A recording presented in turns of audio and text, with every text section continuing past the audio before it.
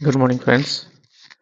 CCP सबसे पहले तो 2 दिन से आपको वीडियो नहीं मिल रहा है क्योंकि हमारे यहाँ छठ का त्यौहार था और छठ आप जानते हैं कि बड़ा ही पावन पर्व है, सूर्य देव की उपासना से रिलेटेड है।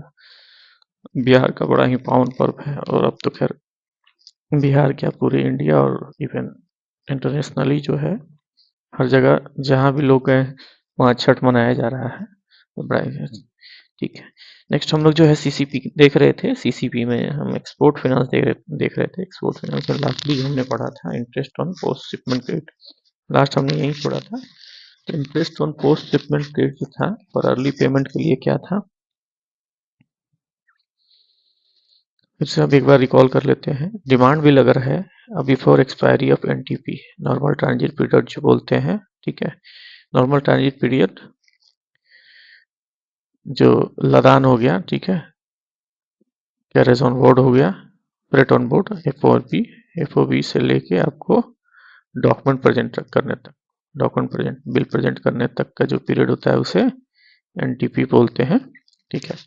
तो इस पे जो लगेगा prescribe rate from date of advance to the realisation, ठीक है। डेट ऑफ एडवांस से लेके रियलाइजेशन तक द नोस्ट्रो अकाउंट में जो आपको फीस लगेगा, ठीक है, रेट होगा नोस्ट्रो अकाउंट में क्रेडिट होने पर। यूसांस अगर है, मान लीजिए उसमें डिफरमेंट दिया हुआ है, तो प्रेस्क्राइब रेट क्या लगेगा, NTP new date, rate up to the notional due rate, prescribe rate up to the NTP और credit to the bank nostro account abroad whichever is earlier, जो इसमें पहले हो जाएगा। या तो आपको जो प्रेस्क्राइब रेट है एनटीपी का या एक्चुअल ड्यू डेट का,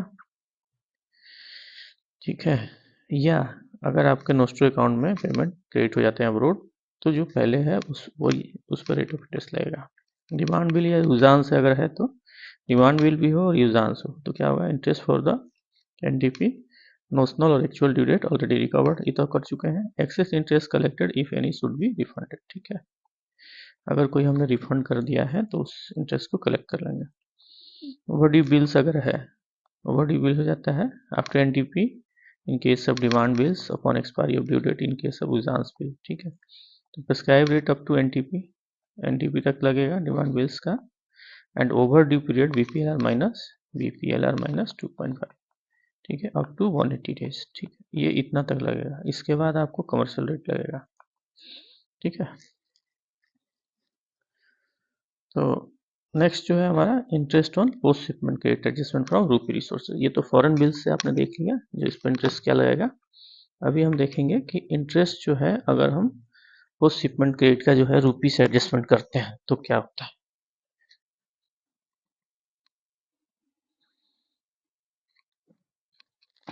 इसमें कहता है इन केस ऑफ ईसीजीसी है सेटल द क्लेम, मान लो ईसीजीसी से क्लेम सेटल हो गया है due to non expatriation of the foreign exchange. अगर फॉरेन एक्सचेंज का एक्सपर्टेशन नहीं हुआ by the foreign exchange by the government और banking authority of the importer country as a result of balance of payment problem, even though the payment have been made locally by the importer, interest rate applicable for ECNOS, ठीक है।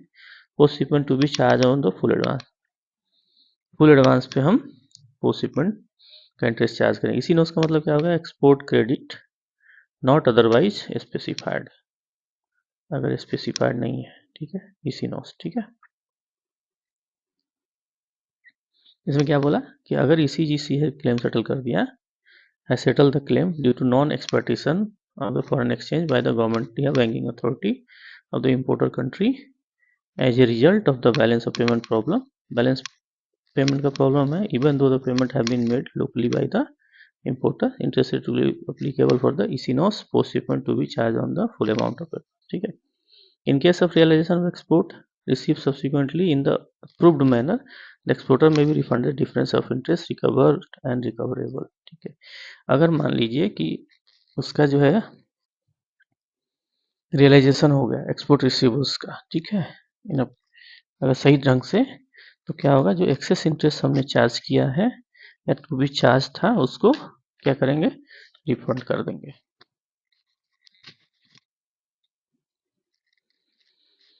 Interest equalisation scheme क्या है, interest equalisation on pre shipment and post shipment, मतलब इसको बोलते हैं आप इसको कह सकते हैं इंटरेस्ट सब्सिडी, ठीक है। एक्सपोर्ट इंपोर्ट के केस में इंटरेस्ट इक्वलाइजेशन बोलते हैं, ठीक है। तो इसमें जो है इंटरेस्ट इक्वलाइजेशन है, मेनी एक्सपोर्टर्स जो है उनको गवर्नमेंट प्रमोट करती है, बहुत सारा 3% 4% तक का इंटरेस्ट सब्सिडी देती है या इंटरेस्ट इक्वलाइजेशन करती है, जिससे उनका ये बहुत ही कम हो जाता है। The rupee export credit of interest rate subvention scheme was formulated by government of India covering initially 9 specified category export. देखिए टेक्सटाइल है, रेडीमेड गारमेंट्स है, लेदर प्रोडक्ट है, हैंडीक्राफ्ट्स है, इंजीनियरिंग प्रोडक्ट है, प्रोसेस्ड एग्रीकल्चर प्रोड्यूस्ड है, marine product है, sports goods and toys to the all exporter from SME sector defined as a micro enterprise. अगर micro enterprise था तो इन सेक्टर्स के लिए जो था export credit interest rate subvention, ठीक है। मैंने बोला इंटरेस्ट रेट का सबवेंशन आपको मिलता है small enterprise and mid enterprise. Under this scheme GOI provide interest rate subvention to 2%। 2% अगर मान लीजिए कि 11% अगर 10% आपको लग रहा है बैंक चार्ज कर रही है, 2% आपको इंटरेस्ट इक्वलाइजेशन मिल गया, इंटरेस्ट सब्सिडी मिलता है। 8% ही लगा, 2% अगर 1 करोड़ का है तो 2% मतलब 2 लाख रुपया साल का आपका ब्याज बच रहा है। 2 लाख रुपया इंपॉर्टेंट होता है बहुत, ठीक है। Under this scheme GOI provides interest subvention 2% and the scheme was available for period of 1 April 2007 से 30 सितंबर 2008, ठीक है। The coverage was extended to include jute and carpets. बाद में जो है जूट एंड कारपेट्स के लिए, प्रोसेस्ड कैश्यू के लिए, coffee, T, solvent extracted from D-oiled cake, plastics and linoleum, इसके लिए भी बाद में एक्सटेंड किया गया। Further in respect of leather and leather manufacturers, marine product and all the category of textile under existing scheme including RMG and carpets but excluding man-made fiber and handicraft, the government has provided additional subvention of 2%। देखिए 2% के अलावा 2% extra मिल गया, ठीक है। In free shipment credit up to 180 दिन, मतलब 4% आपको, 2% पहले से तो था ही, 2% एडिशनल मिल गया, total 4% up to 180 days pre shipment के लिए आपको गवर्नमेंट ने अलाउ कर दिया। पोस्ट शिपमेंट फॉर 90 डेज और corporate sector and pre shipment credit would be available for 270 days, ठीक है। एक कारपेट सेक्टर है जिसके लिए 270 दिन है फ्री शिपमेंट का, बाकी के लिए 180 दिन। Accordingly bank would charge interest rate not exceeding BPLR minus 4.50। जो भी बीपीएलआर है, बीपीएलआर माइनस 4.5 या बीपीएलआर पर 6.5, ये इससे ज़्यादा इंटरेस्ट चार्ज नहीं कर सकता, ठीक है। On pre shipment credit up to 180 days and post shipment credit up to 90 days, ठीक है। यहाँ पे दिया है post shipment up, pre shipment 80, post 90 for carpet sector, ठीक है। यही रिपीट हो गया।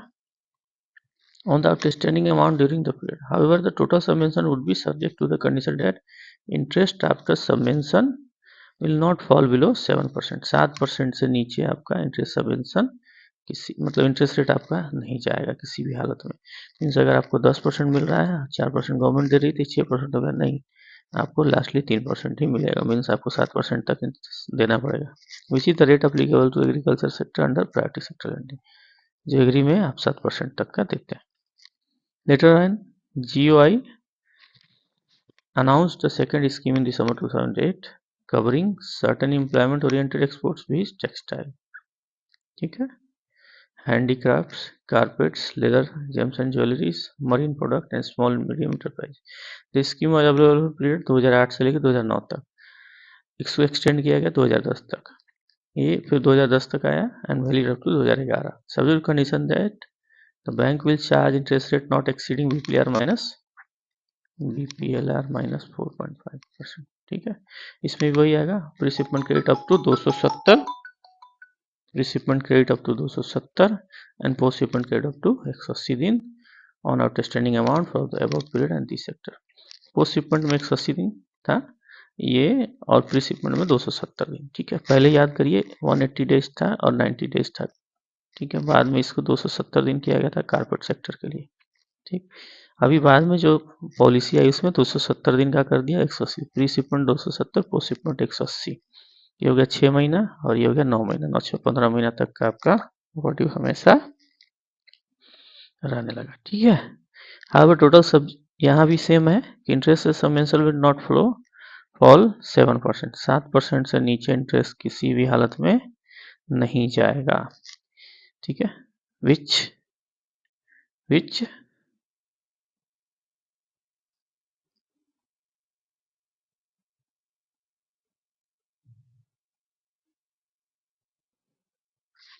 तो इसमें भी क्या है कि आपको इंटरेस्ट रेट 7% से नीचे नहीं होगा। मीन्स जो एग्रीकल्चर सेक्टर, प्रायोरिटी सेक्टर का लेंडिंग का जो रेट है एग्री में 7% उससे नीचे इंटरेस्ट रेट नहीं जाएगा। ठीक है, the coverage was extended to some additional sector जैसे leather manufacturer, jute including floor covering, engineering goods and textile. अब मान लीजिए ये 2010 तक चला। ठीक है, इसमें क्या हुआ, 270 दिन और 180 दिन। ठीक है, पहले वाले में कितना था, 180 और 19। ठीक है, लेकिन कारपोरेट सेक्टर के लिए 270 था। ठीक है, प्रीशिपमेंट पोस्टशिपमेंट। तो 2011 में गवर्नमेंट ऑफ इंडिया ने क्या किया, फोर्थ स्कीम लेके आया है, इंटरेस्ट सबवेंशन का 2% on certain employment oriented export viz handicrafts, handlooms, carpets and AC में। In June 2012 government of India announce fifth scheme of interest subvention 2% certain employment oriented export जैसे handicrafts. 2012 में फिर 2% का लेके आया, 2 साल का था, 11 1 साल का था। Handicraft, carpets, SME, readymade garment. Readymade garment में हमारे यहाँ एक ब्रांच थी जीके में। ठीक है, जीके में एक अकाउंट था, वो उसका इंटरेस्ट सब्सिडी बहुत ही बढ़िया क्लेम होता था, 3% आप मान के चलिए। उसकी लिमिट थी 5 करोड़, साल में 15 लाख रुपया उसका आता था interest subsidy. Proceeds agriculture products, sports goods and toys. ठीक, with the change over the base rate system 2010 bank reduced the interest rate chargeable to the exporter as per the base rate system in the above mentioned sector eligible for export credit subvention by the amount of subvention available subject to a floor rate of 7%, 7% से। if as a consequence the interest rate charge the exporter goes below the base rate, such lending will not be constituted as a violation of base rate guidelines। ठीक है, माना नहीं जाता था। the coverage of scheme was extended to certain engineering sector January 2013 and scheme has been extended further for 1/4/13 से 31/3/14 तक। Next था कि bank are required to completely pass the benefit of interest subvention as applicable to the eligible exporter upfront and submit the claims to RBI for reimbursement duly certified by the external auditor. The subvention would reimbursed by the RBI on basis of quarterly claims। ठीक है, quarterly claims के basis पर ये subvention जो है RBI को submit होते थे, आरबीआई को क्लेम सबमिट होते थे क्वार्टरली बेसिस पर। ठीक है, अब यहाँ पे नेक्स्ट जो है interest equalisation scheme on preshipment postshipment rupee export credit. Rupee export credit में क्या है, the government of India announce the interest equalisation scheme on pre and postshipment rupee credit scheme to eligible exporter with effect from 2015. Accordingly, the scheduled commercial bank were advised to adhere the following operational procedure for claiming reimbursement। Friends आप सिर्फ सुनिए, आप इसको सुन लीजिएगा, here करिएगा only, तो आपको बहुत सारी चीज़ आ जाएगी। ठीक है, मैं आपको लाइन बाय लाइन इसलिए मेहनत से उसको पढ़ रहा हूँ। ठीक है, अदरवाइज मैं भी चाहता तो शॉर्ट मार के निकल जाता है। ठीक है, तो procedure for passing the benefit of interest equalisation to exporter. तो इसमें जो 2015 से शुरू हुआ था स्कीम, यहाँ पे 1 अप्रैल 2015 से, तो उसमें क्या हुआ, ये 1 अप्रैल 15 से 30 नवंबर 15 तक था। Bank way to identify the eligible exporter as per the government of India scheme and credit their account with the eligible amount of interest equalisation.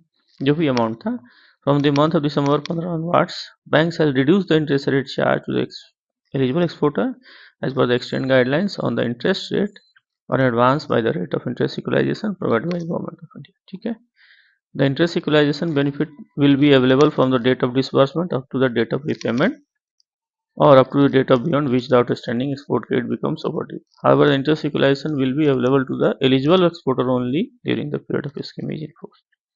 interest equalization scheme जो है क्या था, will benefits will be available from the date of disbursement up to the date of repayment, मतलब जिस दिन से disburse हुआ उस दिन से रिपेमेंट के बीच का जो पीरियड का जो था on outstanding export credit become overdue.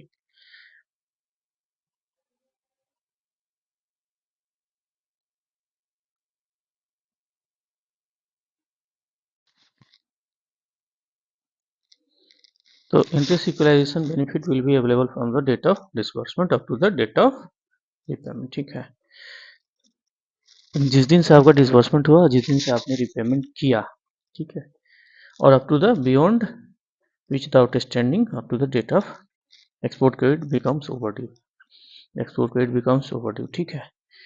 तो इस दिन तक के लिए interest equalisation scheme will be available होगा, ठीक।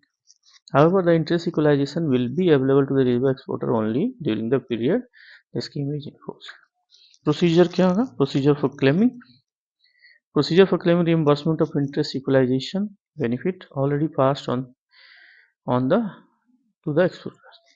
पहले क्या होगा? The sector wise consolidated reimbursement claim from 1/1/2015 से 30 नवंबर 2015 तक for the amount of interest equalization already passed to the residual exporter should be submitted to RBI by दिसंबर 2015। ये scheme आपको जो बता रहे हैं 1/4/2015 में जो शुरू हुई थी, ठीक है। अभी करंट कोई और होगी।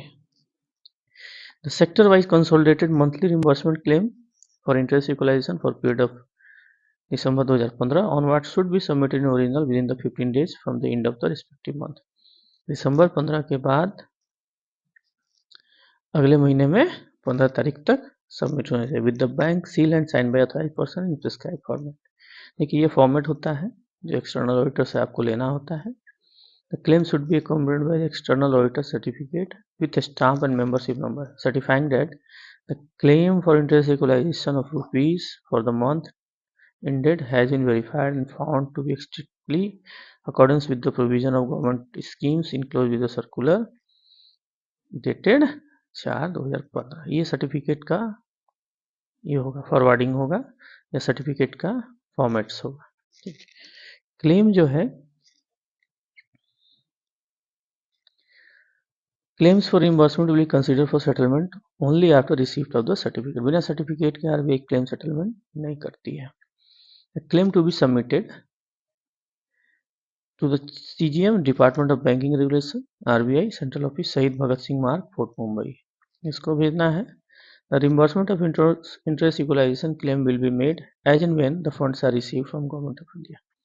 गवर्नमेंट ऑफ इंडिया से जैसे ही फंड मिलेगा वैसे ही इंटरेस्ट इक्वलाइजेशन की जो अमाउंट होगी आपको बैंकों को रिफंड कर दी जाएगी।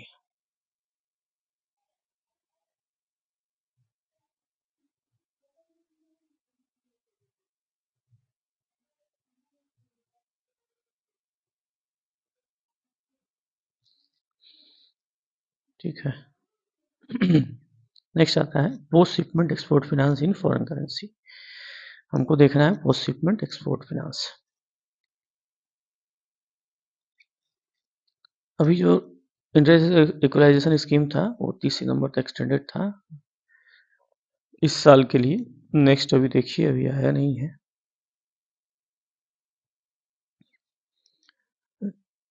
पोस्ट शिपमेंट एक्सपोर्ट फाइनेंस में क्या होगा? फॉरेन करेंसी में rediscounting export bills abroad schemes, EBR schemes है। Export bills abroad banks may utilize the foreign exchange resources available with them in exchange earner EFC account, RFC account or foreign currency account। Bank scheme to discount usance bill. देखिए bank जो है utilise कर सकता है EFC में जो आपका है, पहले भी हम लोगों ने पढ़ा था EFC में RFC और आपको FC, आपको रेसिडेंट वाला फॉरेन करेंसी रेसिडेंट अकाउंट जो है non resident, foreign currency non resident NR account जो है किसके लिए? For discounting users bill and to retain them their portfolio without resorting to rediscounting. ठीक है। Bank are allowed to rediscount export bills abroad at rate link to the international rates at post shipment stage. देखिए bank क्या है, bank को allow किया गया है कि वो एक्सपोर्ट बिल को री-डिस्काउंट कर दे abroad at the rate link to the international rate, ठीक है, at post shipment. The salient features क्या है इसके? It will be comparatively easier to have facility against bills portfolio। ठीक है, थोड़ा आसान होगा facility against bills portfolio then have a discounting facility abroad by bill basis। ठीक है, ये ज़्यादा बढ़िया रहेगा कि बिल ऑन बिल बेसिस पे जो है रीडिस्काउंटिंग करते हैं उससे ज़्यादा अच्छा रहेगा कि वो इस बेसिस पर उसको करें। ठीक है। बैंक में arrange banker acceptance policy facility BAF bank जो है बाफ को अरेंज करेगा bankers acceptance policy facility for rediscounting the export bills without any margin, बिना किसी मार्जिन के, and duly covered by collateralised document. Bank जो है बैंकर्स एक्सेप्टेंस फैसिलिटी जो है उसको अरेंज करेगा इसके लिए for discounting export bills without any margin and duly covered by collateralised document. Each bank can have its own BAF limits fixed with the overseas or rediscounting agency for arrangement with any other agency such as factoring agency। ठीक है, तो इसमें क्या है, bank जो है वो अपना लिमिट सेट करेगा, BAF का लिमिट। ठीक है, bankers acceptance facility BAF, bankers acceptance facility. ठीक है, और वो क्या करेगा, अरेंजमेंट करेगा किसके साथ, फैक्टरिंग एजेंसी के साथ, किसी भी फैक्टरिंग एजेंसी के साथ या डिस्काउंटिंग एजेंसी के साथ, ऑन विदाउट रिकोर्स बेसिस। अगर फैक्टर्स करता है इनके साथ फैक्टरिंग अरेंजमेंट तो क्या होगा, विदाउट रिकोर्स, विथ रिकोर्स और विदाउट रिकोर्स। ये ऑलरेडी हम बता चुके हैं, फिर से एक बार आप बताइएगा कमेंट में अगर नहीं आता है तो। ठीक है, विथ रिकोर्स और विदाउट रिकोर्स। तो विदाउट रिकोर्स बेसिस पर क्या करेगा, अरेंजमेंट करेगा बैफ लिमिट्स का रीडिस्काउंटिंग एजेंसी के साथ या फैक्टरिंग एजेंसी के साथ। ठीक है, the exporter on their own can arrange themself a line of credit with an overseas bank और any other agency for discounting their export bills direct subject to the following conditions. Exporters क्या है, on their own can arrange themself a line of credit, वो चाहे अपना line of credit arrange कर सकता है with overseas banks और any other agency including factoring for discounting their export bills direct subject to the following conditions। Exporter चाहे तो bank से ना लेकर अपना लाइन ऑफ क्रेडिट जो है फैक्टरिंग एजेंसी से भी ले सकता है या किसी अदर एजेंसी से। Direct discounting export bill by the exporter with the overseas bank और any other agency will done only through the branch of authorised dealer designated by him for this purpose. जो authorised branch है उसी के through होगा। ठीक है, दूसरे किसी के थ्रू नहीं होगा।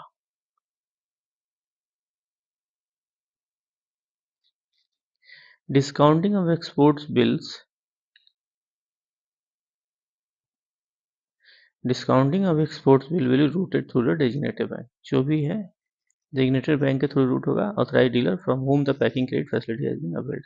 देखिए सिंपल सा है, आप मेरे अकाउंट आप हमने आपको फंडिंग दिया है, फंड बेस्ड दिया है या नॉन फंड बेस्ड दिया है, तो आपको हमारे यहाँ से ट्रांजेक्शन करना है। ऐसा नहीं कि कई बार होता है करंट अकाउंट खोल के दूसरे बैंक से जो है अपना फैसिलिटी सारे रूटिंग यहाँ से कर रहे हैं, हमारा सीसी जो है स्ट्रेस में पड़ा हुआ है, वैसा नहीं होना चाहिए। ठीक है, तो in case of these are routed through any other bank, the latter will first arrange to adjust the amount outstanding under packing credit with the concerned bank out of the procedure। अगर मान लीजिए आपको दूसरे bank से प्रेम हो गया है बहुत ज़्यादा, तो वहीं से करना है आपको, तो आप हमारा हिसाब किताब चुकता करिए, फिर आप जो है उससे बात करिए। ठीक है, इसका मतलब यही हुआ, सिंपल से यही कहते हैं हम लोग भी कि अगर हमने आपको वर्किंग कैपिटल दिया है या जो भी दिया है, टीएल दिया है या फंड बेस दिया है, ठीक है, नॉन फर्स्ट बेस दिया, तो आप मेरे प्रति लॉयल रहिए, मेरे प्रति आप ये रहिए। ऐसा नहीं हो दूसरे के साथ आपको प्रेम संबंध आपका बन गया बहुत बढ़िया, तो आप वहाँ से व्यवहार करने लगे और मेरा वाला जो है यहाँ पे आपको हमको टेंशन देने लगे, स्ट्रेस में डालने लगे, तो भैया मेरा दुकान में जो हिसाब है वो बंद करो, क्या करो, बाकी फिर आप दूसरे से प्रेम संबंध कायम करो। ठीक है, तो the limit granted to bank by overseas banks discounting agency under BAF will not be reckoned for the purpose of borrowing limit exceed by RBI Fed for them। ठीक है, अब मान लीजिए limit granted to banks by the overseas banks discounting agency under BAF will not be reckoned, माना नहीं जाएगा for the purpose of borrowing limit fix by the RBI। ठीक है, एलिजिबिलिटी क्राइटेरिया क्या होगी, the scheme will cover mainly export bills with usance period of 180 दिन from the date of shipment, shipment के date से बिल परचेजिंग, बिल सबमिट करने तक 180 दिन का आपको ये मिलेगा, स्कीम कवर करेगा, इंक्लूसिंग एनटीपी, एनटीपी इसी को बोलते हैं normal transit period and grace period if any. There is however no bar for include demand bills if overseas institution has no objection. आप चाहे तो डिमांड बिल्स इसमें लगा सकते हैं अगर ओवरसीज इंस्टीट्यूशन को कोई ऑब्जेक्शन नहीं. In case of borrower is eligible to draw Vijay's bill for period exceeding 180 days, as per the extent instruction of Fed, post shipment credit under the EBR may be provided 180 दिन. ठीक है, अगर आप चाहें इन case of borrower eligible to draw Vijay's bill, अब मान लीजिए Vijay's bill ले रहा है exceeding 180 days as per the instruction of Fed. Post shipment credit क्या होगा? May be provided be at 180 दिन. The facility under the scheme rediscounting may be offer to any convertible currency. Rediscounting की facility जो है आप किसी भी convertible currency में दे सकते हैं. अपनी करेंसी क्या है? नॉन कन्वर्टेबल है या partially convertible, sorry partially convertible. Indian currency जो है पार्शियली कन्वर्टेबल, फुली कन्वर्टेबल नहीं है. Convertible, non convertible, partially convertible. ठीक है. Bank are permitted to extend the EVR facility for export of ACU country. Bank जो है, बैंक को permit किया गया है कि वो अपनी ईवीआर फैसिलिटी जो है एक्यू कंट्री के एक्सपोर्टर्स को अलाउ कर सकता है या एक्सटेंड कर सकता है. फिर से आपको बोल दें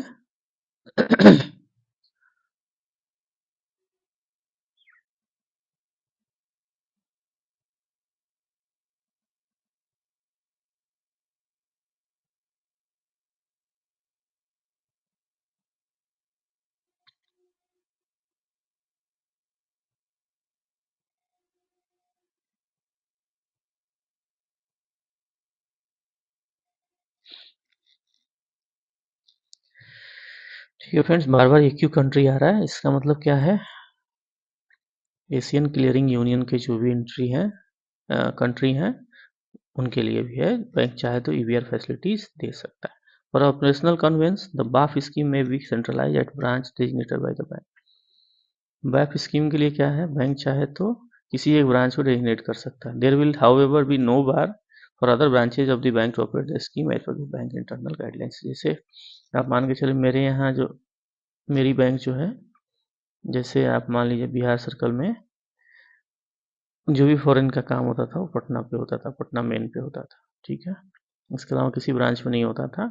वैसे ही आप दिल्ली में चले जाएंगे तो पार्लियामेंट स्ट्रीट ब्रांच है, और नोएडा की ब्रांच थी एक नोएडा, और तीसरा नेहरू प्लेस. ये 3 ब्रांचेस पे होती थी. अभी क्या है, बैंक ने जो है सभी ब्रांचों को अलाउ कर दिया है, सभी ब्रांचों को अलाउ कर दिया फॉरेन एक्सचेंज में डील करने के लिए. उन्होंने पोर्टल लेके आए हैं वो. ठीक है, उसके थ्रू सारी जो है कलेक्शंस यहाँ से करते हैं, सब कुछ यहाँ से सबमिट करना है. बाकी जो भी है उनका सेंट्रलाइज हब बना दिया है, वहाँ से उसका क्लियरिंग होता रहेगा.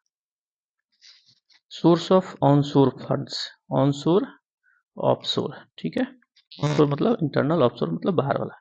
In case of demand bills, they are to be routed through the existing post-shipment credit facility or by way of foreign exchange loans to the exporter out of the foreign currency balance available with the banks in the scheme IBID. ठीक है, वही EFC, ठीक है, EFC, RFC और non resident account जो था. ठीक है, तो इसमें जो है बैंक चाहे तो in case of demand bill अगर है तो ये रूट होना है through the existing post shipment credit facility और by way of foreign exchange loans to the exporters out of the foreign currency balance available with the banks in schemes. It is possible that the bank hold bills in their own portfolio without rediscounting.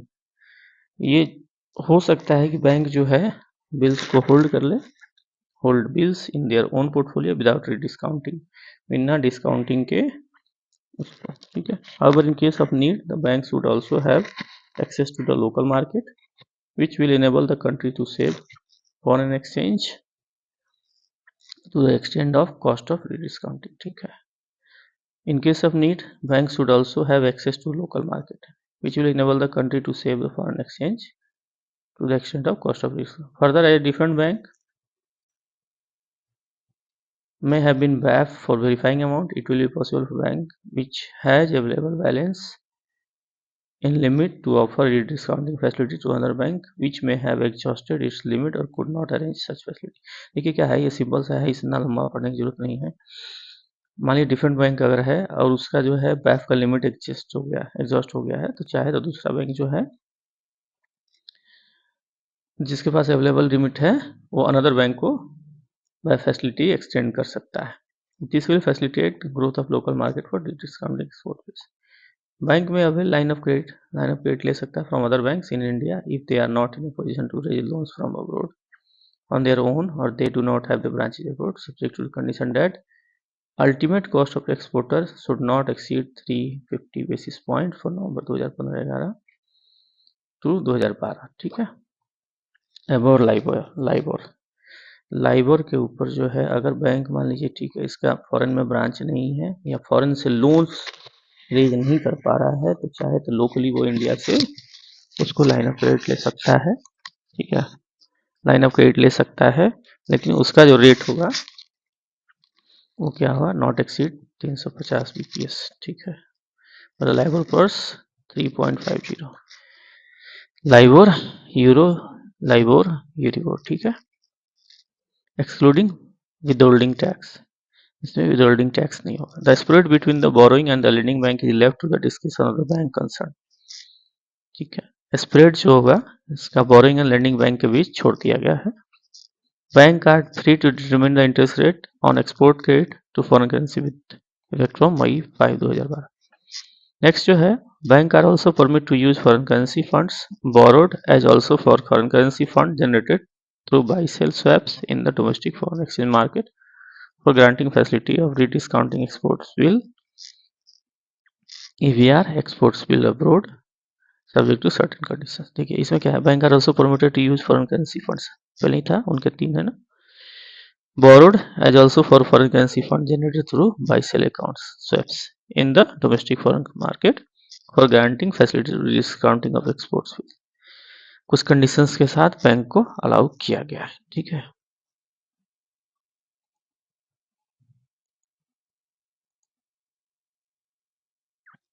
ECGC cover, export credit guarantee corporation का जो cover होता है। Next हमारा है, तो क्या है, in case of export bill rediscounted with recourse.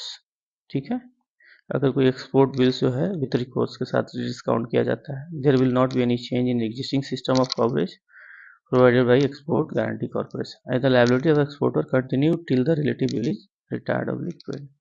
तो जो भी लाइबिलिटी होती है एक्सपोर्टर की, एक्सपोर्टर कंट्री की, एक्सपोर्टर की, वो कंटिन्यू करता है जब तक कि बिल्स आपका रिटायर्ड या पेड ना हो जाए।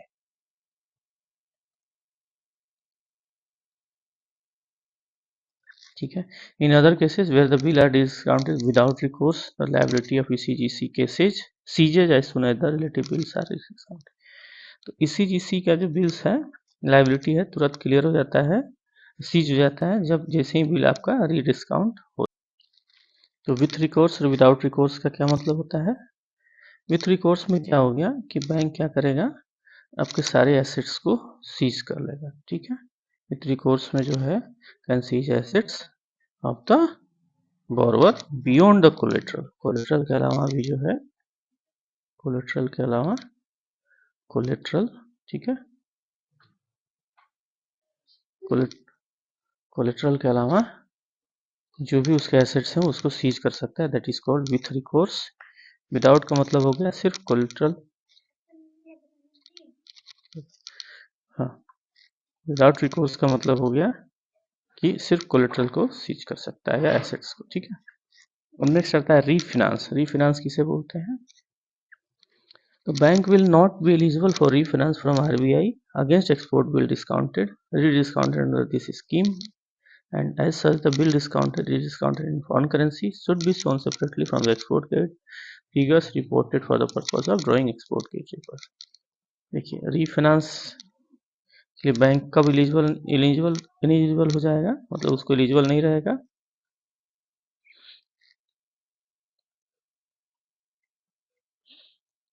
तो इसमें कहता है कि बैंक जो है will not be eligible for refinance from the RBI against export bill rediscounted under this scheme. अगर इस स्कीम के थ्रू जो है आपने बिल डिस्काउंट कर लिया है या डिस्काउंट कर लिया तो आपको रिफाइनेंस नहीं मिलेगा। and as such the bill discounted in the foreign currency should be shown separately from the export credit figures. आपको एक्सपोर्ट क्रेडिट का फिगर है उसमें से हटा के आपको शो करना पड़ेगा और the purpose of drawing export credit or finance. Interest rate structure क्या होगा, एक्सपोर्ट क्रेडिट अगर है फॉरेन करेंसी में तो उसका इंटरेस्ट रेट जो होगा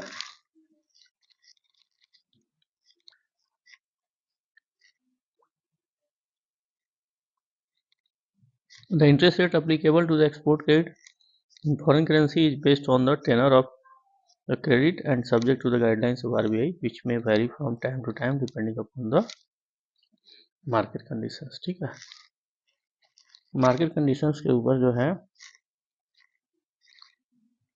वेरी करेगा इंटरेस्ट रेट एक्सपोर्ट क्रेडिट का। ठीक है,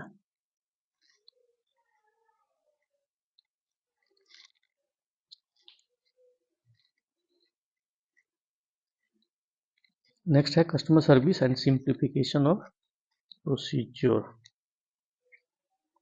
ठीक है, looking to the importance of exporter segment to the industrial and employment opportunity, RBI is taking various measures to make them more competitive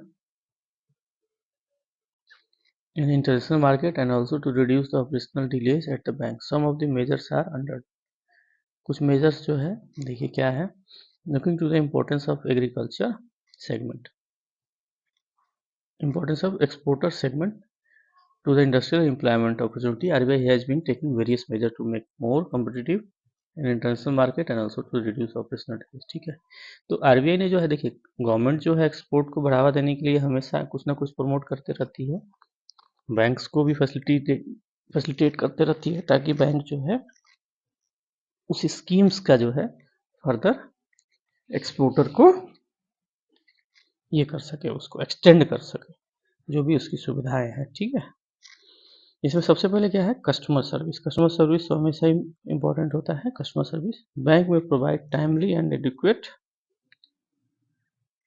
credit and also render essential customer service guidance is according to the procedure formality and export opportunity to export।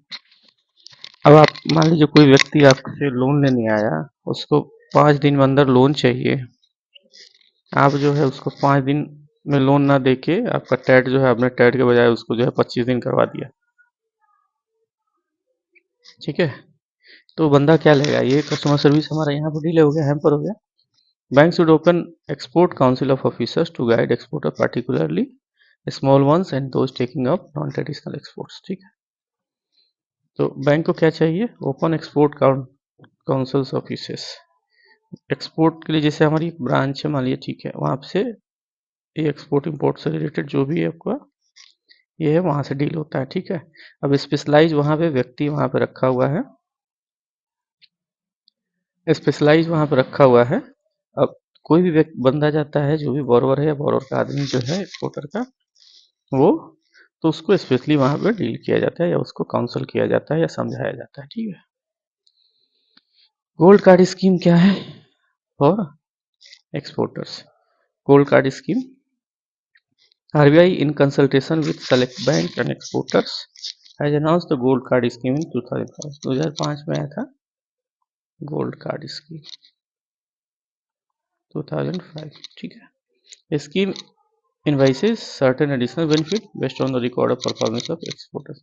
बहुत बढ़िया exporters है, track record 3 साल पुराना है, तो उसको आप gold card का दे सकते हैं। तो गोल्ड कार्ड में क्या है, उसको कई सारी बेनिफिट्स मिलती हैं।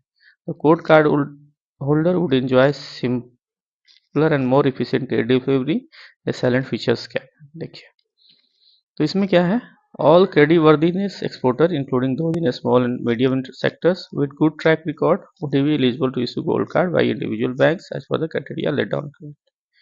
अगर बहुत बढ़िया है, नॉर्मल केसेज में 3 इयर्स तक, ठीक है, तो उसको गोल्ड कार्ड ये जो बैंक है अपना दे सकता है। ठीक है, gold card under the scheme में भी issued all eligible exporter including those of small medium sector who satisfy laid down conditions. वही है, the scheme will not be applicable for exporter blacklisted by ECG. अब लेके फरार वाले जो हमारे कस्टमर होते हैं जैसे आप में बहुत आदमी जो है, अब देखिएगा CGS में ले लिया और उसका सबको पता है 18 महीने के बाद इसको जो है उसको क्या किया, स्ट्रेस असेस में कर दिया, NPA कर दिया, CGS में से क्लेम आ गया, वो उतने में संतुष्ट हो गया। तो वैसे लोगों को जो है ये फैसिलिटी नहीं देनी है। और having overdue bills in excess of 10% of the previous year, या 10% से ज़्यादा आपका ओवरड्यू बिल्स है। गोल्ड कार्ड होल्डर जो है, gold card holder या exporter, depending upon their track records and credit worthiness, will be granted better terms and conditions of credit such as finer rate of interest than those extended to other exporter। देखिए gold card वाले को क्या है, उसको teaser rate of interest मिलता है या बढ़िया रेट ऑफ इंटरेस्ट मिलता है, ठीक है। कोई भी बंदा अच्छा है तो हमारे पास एक ऑप्शन होता है ना, RM साहब के पास पावर है, JM साहब के पास पावर है, या कमिटी में पावर है कि आप चाहें तो 25 पैसे का इंटरेस्ट कमीशन दे कंसेशन दे दीजिए, 50 पैसे का दे दीजिए, 1% तक का भी जो है जेडो लेवल तक का, हर बैंक का अलग अलग होगा, ZLCC लेवल तक का जो है पावर होता है बढ़िया कस्टमर को एक्सटेंड करने का, ठीक। सभी को तो नहीं दे सकते, तो कुछ इंपॉर्टेंट जो कस्टमर है बढ़िया, उनको हम लोग एक्सटेंड करते हैं। Application for credit will be processed eight normal norms, simpler and under process faster than other export. Simpler process के थ्रू उसका प्रोसेस होगा। Bank would clearly specify the benefits they would be offering gold card holder. Gold card holder को जो इसकी offer कर रहा है benefits, वो स्पेसिफाई करना होगा।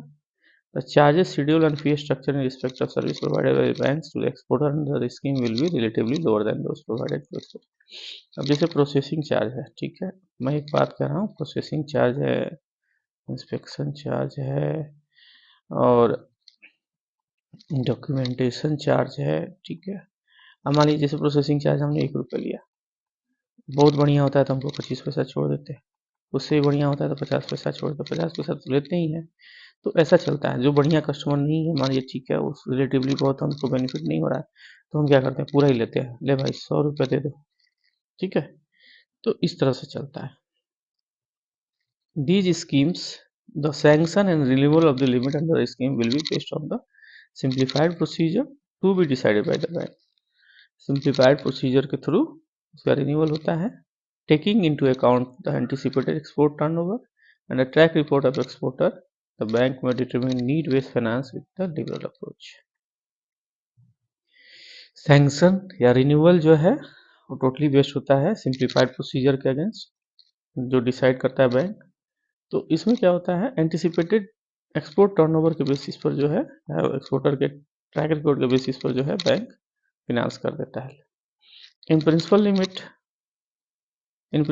Will be sanction for the period of 3 years with the provision of automatic renewal subject to fulfilment of 3 साल के लिए उसको लिमिट हम देते हैं। Stand by limit of not less than 20% of the assessed limit may be additionally made available to the facilitate urgent credit needs for executing certain orders। देखिए stand by limit, जो limit आपने दिया है उसके beyond जो है, जैसे हम लोग कहते थे ना 15% का एड होक लिमिट दे रहे हैं, उसी तरह का 20% जो है, देखिए stand by limit not less than 20% of the assessed limit may be additionally. मान लीजिए 100 रुपये का लिमिट टर्नओवर था, आपने 20 रुपया दिया है, ठीक है, as per the policy 20% of turnover, ठीक है, टर्नओवर बेनिफिट के हिसाब से अप टू 5 करोड़। अब इसका जो है 20%, मतलब 4 करोड़ का एडिशनल जो है आपने स्टैंड बाई लिमिट सेंक्शन कर दिया, इन केस उसको जो है अर्जेंट नीड्स हो जाए सडन ऑर्डर्स के लिए। इन case of exporters of seasonal commodity the peak end off peak level में भी अप्रोप्रिएटली स्पेसिफाइड। अब सीजनल इंडस्ट्रीज का है तो उसके लिए लिमिट्स पीक का अलग होगा, ऑन पीक का अलग होगा। इन case of unanticipated export order, norms for inventory may be relaxed, taking into account of size and nature of export order। मान लीजिए अनएक्सपेक्टेड एक्सपोर्ट ऑर्डर आ गया, तो उसमें जो है इन्वेंट्री को जो है, इन्वेंट्री नॉर्म्स जो है आप रिलैक्स कर सकते हैं, अकाउंट का साइज और नेचर ऑफ एक्सपोर्ट ऑर्डर देखते हैं। Request from the card holders would be process quickly by bank with in the 25 days, 15 days, 7 days for fresh application. 25 दिन में आपको करना है, 15 दिन में करना है रिन्यूअल, एंड एडहॉक जो है 7 days में करना है, इससे ज़्यादा आपको नहीं लगना चाहिए। Gold card holder Gold card holder would be given preference in matter of granting packing credit in foreign currency. Gold card holder जो है उनको प्रेफरेंस देना है, ठीक है, the matter of granting PCFC foreign currency में। Bank would consider waiver of collaterals, चाहे तो कोलेटरल्स का वेवर कर सकता है, example from ECGC guarantee schemes on the basis of card holder credit worthiness and records, ठीक है। The facility of further value addition to their cards through supplementary service like ATMs, INB, international debit cards में भी decided by this. आप चाहें तो उसको value added services दे सकते हैं। The applicable rate of interest to be charged under the gold card scheme will not be more than the general rate for export credit in the respective bank and within the ceiling prescribed by the RBI. जो भी rate of interest होगा, charge जो होगा gold card scheme will not be more than the general rate.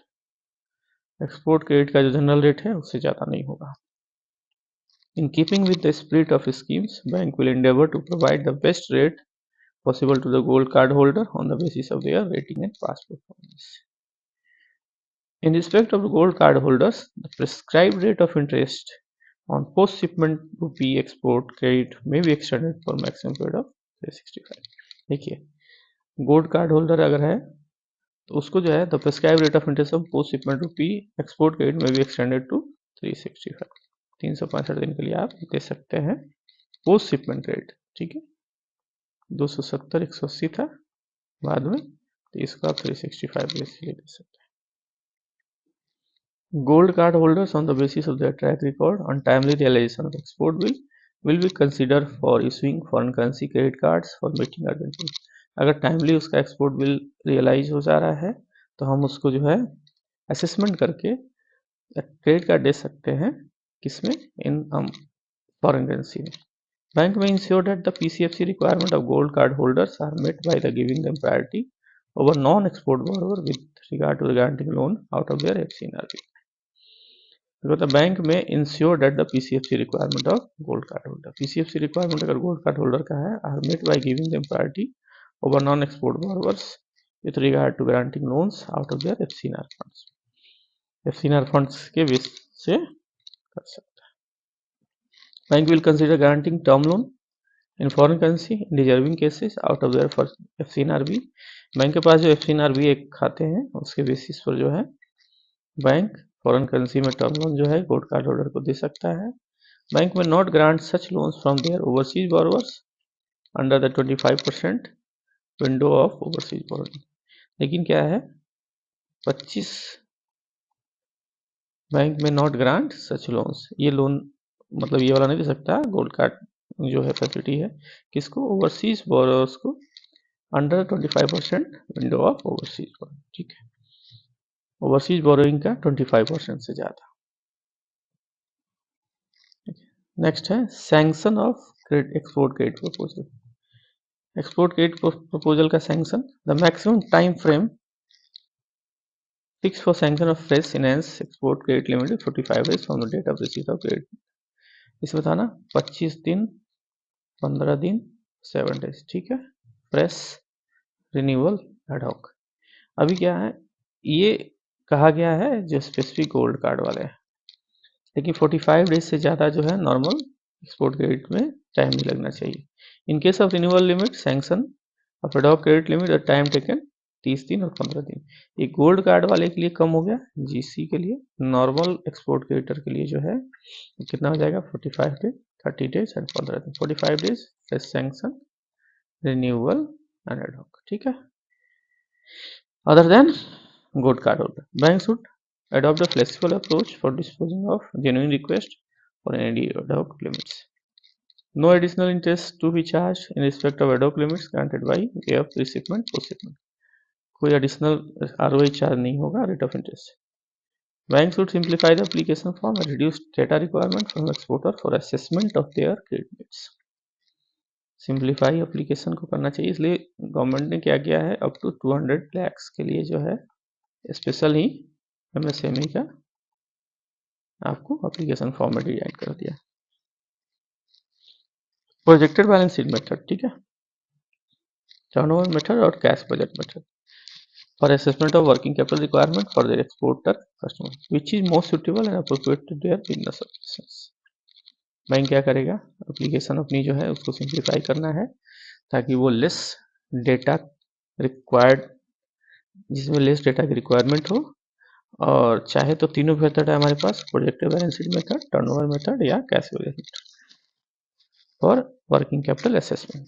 Bank to provide line of credit normally for 1 year, 1 year के लिए line of credit दे सकता है। Can consider longer period of 3 years, 3 years के लिए working capital हम लोग sanction करते हैं फॉर रिन्यूअल कोड कार्ड की स्कीम में, which is reviewed annually. In case of delay in renewal, the sanction limit should be allowed to continue uninterrupted and urgent requirement of exporters should be met on ad hoc basis. Renewal में अगर delay होता है तो फिर आप जो है तभी भी जो है आप उसको अनइंटरप्टेड सैंक्शन लिमिट की फैसिलिटी ग्रांट कर सकते हैं। जैसे हम लोग का क्या होता है, रिन्यूअल का होता है 12 मंथ में रिन्यू करते हैं, प्लस 3 मंथ प्लस 3 मंथ, मतलब आपको 18 महीने में रिन्यूअल हो जाना चाहिए। 12 महीने के बाद हमारा क्या होता है, लिमिट एक्सपायर हो जाता है, तो फिर हम क्या करते हैं, उसको एक शैडो लिमिट दे देते हैं, शैडो लिमिट देते हैं। फिर 3 महीने भी अगर नहीं होता है तो फिर हम शैडो लिमिट देते हैं, लेकिन 18 महीने में उसको रिन्यूअल होना है। तब तक हम मानते हैं कि हमारा जो क्रेडिट का वर्किंग कैपिटल का पीरियड जो है, सैंक्शन पीरियड 18, वैसे 12 महीने पर करना है, ऑन डिमांड है, 12 महीने के लिए होता है, लेकिन इसको हम 18 महीने तक मान सकते हैं कि 18 महीने तक हमारा दिया हो। Bank should not insist on submission export order और LC for every disbursement of receivement credit from exporter with consistently good track record. बहुत बढ़िया ट्रैक रिकॉर्ड है, तो उससे जो है ना हम कॉपी नहीं मांगते हैं हर डिस्बर्समेंट पे, जो है कहते हैं भैया दिखाओ बिल्स, तो वैसा नहीं करना है। Instead a system of periodical submission of statement of LC export order in hand should be introduce. उससे बढ़िया है कि आप उसको जो है कहिए कि भैया एक 15 दिन पे 30 दिन पे जो है ना, क्वार्टरली हाफ ईयरली जैसे भी हो, फोर्टनाइटली अब तुम अपनी रिपोर्ट एक सबमिट करो।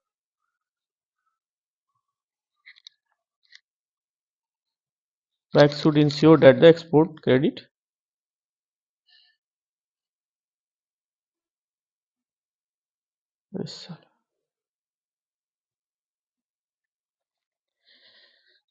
Bank should ensure customer, next जो है bank should ensure customer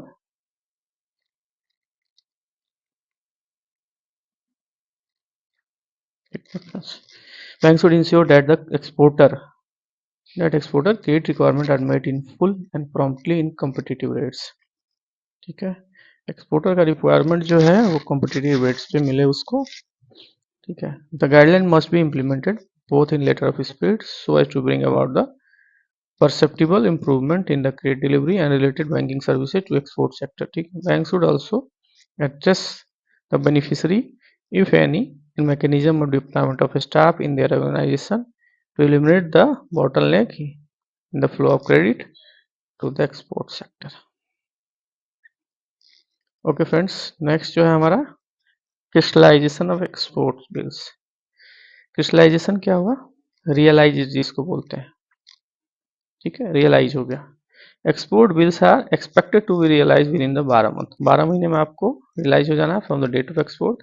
in genuine cases the period can be extended. In case of non-realization by due date, the outstanding may be converted into rupee loans, term to avoid the exchange rate fluctuation. In case of default, bank are expected to lodge ECGC claim for settlement of as per the guidelines। ठीक है, 12 महीने में export का जो ये है bills जो है रियलाइज होना है। इन केस ओवर ड्यू होता है, एक्सटेंड होता है, non realization due to the due date अगर है कैन बी एक्सटेंडेड। देखिए, in genuine cases period can be extended up to.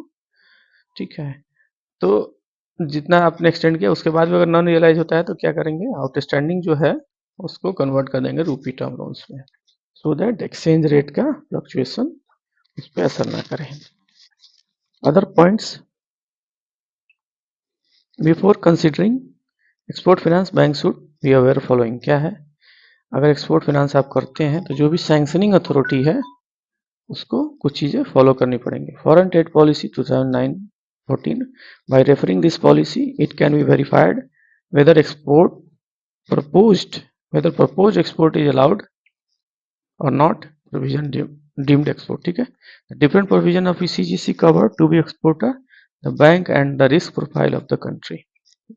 क्या है इसमें, the different provision of ECGC cover to be exporter and the bank risk profile according, bank guidelines for consideration of EPC margin security and security documents and delegations, following points should be consider while processing the proposal, जब आप proposal process करते हैं कुछ points को ध्यान में रखना है। पहला, bank should assess the genuine requirement of exporter which should be made promptly, हम लोग हमेशा कैलकुलेशन यही करते हैं कि जेन्युइन रिक्वायरमेंट क्या है बॉरोवर का, ठीक है। While considering the proposal, the information and documents should be obtained in one go from the, one go में डॉक्यूमेंट लेना है, हमेशा यही कहा जाता है कि वन गो में आप डॉक्यूमेंट मांगे। Pre sanction inspection should be carried out and due diligence should be done, KYC compliance should be strict KYC compliance होना है। Bank should not raise query on piecemeal basis but the requirement information should be obtain in one go to avoid delay in dispensation of exporter. Bank are expected Bank are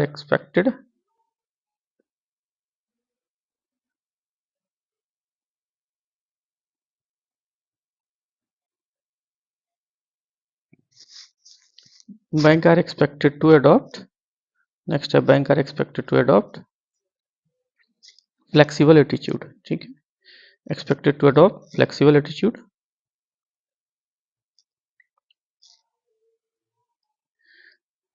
ठीक है, in respect of debt equity ratio margin and security norms etc, there could be however no compromise on viability of proposal and integrity of competency of, देखिए आप इसमें date equity ratio में थोड़ी देर के लिए flexibility दे सकते हैं, मार्जिन में, सिक्योरिटी नॉर्म्स में, बट वायबिलिटी ऑफ प्रपोजल में कोई कंप्रोमाइज नहीं होगा। बैंकर शुड आल्सो, नेक्स्ट है the exporter must satisfy the bank about their capacity to execute the export order in required time frame, ठीक है।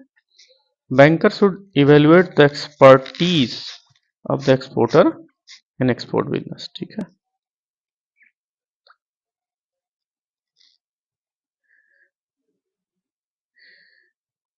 Quantum of finance should be commensurate with the expected export turnover and cost of input required.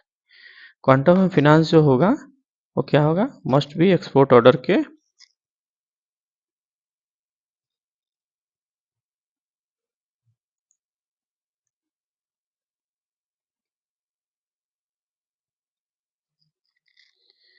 Next है the bank should ascertain the prime status of LC issuing bank and study the term of LC. मानिए कोई LC अगर उसको दिया हुआ है तो उसका जो है स्टेटस क्या है उसके बारे में बैंक पहले पता कर ले। Where the export order is not backed by the export और LC, the branch obtained satisfactory status report on foreign buyer.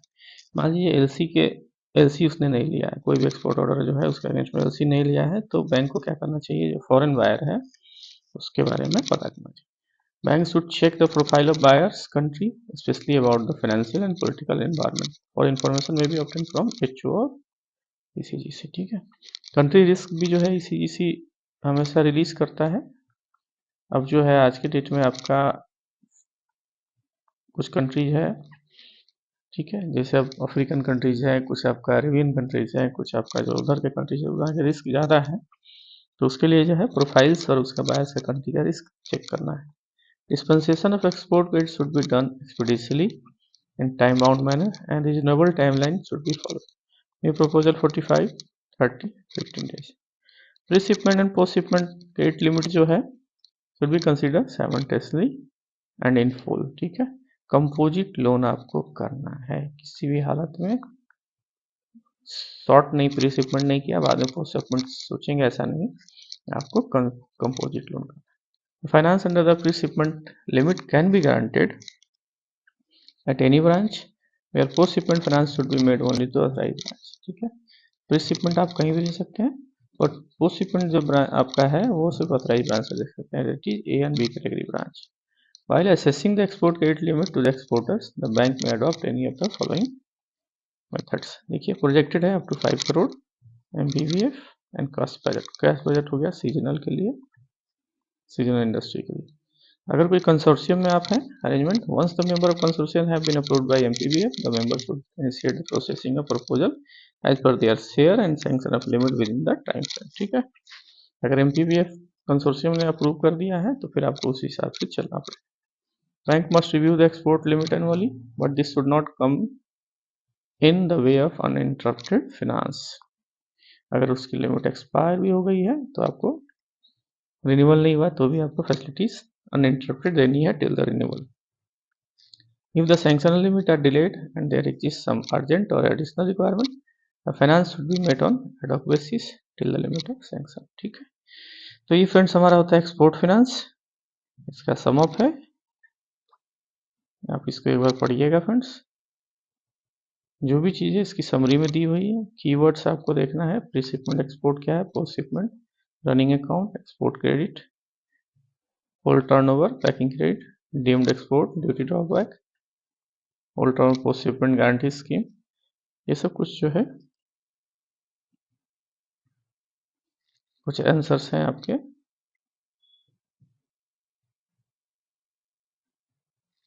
Question answers हैं, आप इसको देख लीजिएगा, नीचे में आंसर दिया हुआ है। ठीक है फ्रेंड्स, इसके बाद जो हमारा आता है वो क्या है, FEMA guidelines, FEMA RBI guidelines on exporters. एक मिनट देखना लीजिए फ्रेंड्स।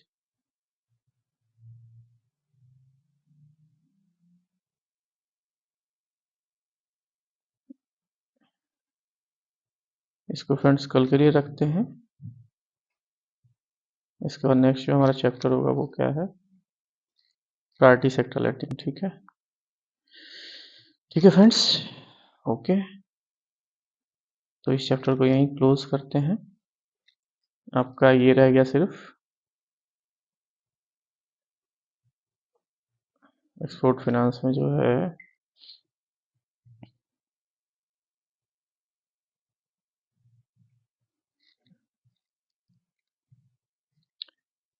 फेमा गाइडलाइंस क्या है आरबीआई का। ठीक है, फेमा की गाइडलाइंस या आरबीआई गाइडलाइंस क्या है एक्सपोर्टर एंड सर्विसेज के लिए। ठीक है, इसको नेक्स्ट में पढ़ेंगे फ्रेंड्स। फिर से रिक्वेस्ट है, मैं लाइन बाय लाइन आपको जो है पढ़ के बता रहा हूँ, आप सिर्फ इससे सुनिए।